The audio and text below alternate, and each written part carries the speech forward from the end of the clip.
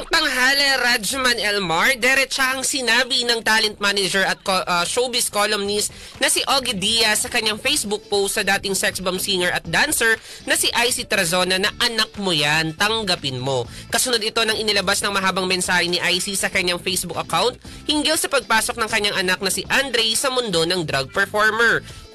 Panimula ni Ogie sa kanyang FB post, may mas kasalanan sa Diyos ang hindi mo pagtanggap sa anak mo kung saan siya masaya. At nung una na tinanggap mo siya bilang miyembro ng LGBT community, ay panindigan dapat yan ni Icy. Tanong pa ng showbiz columnist, masisisi ba natin na kung ang bata ay magsabi na hindi na healthy kung magsasama pa kayong mag-ina?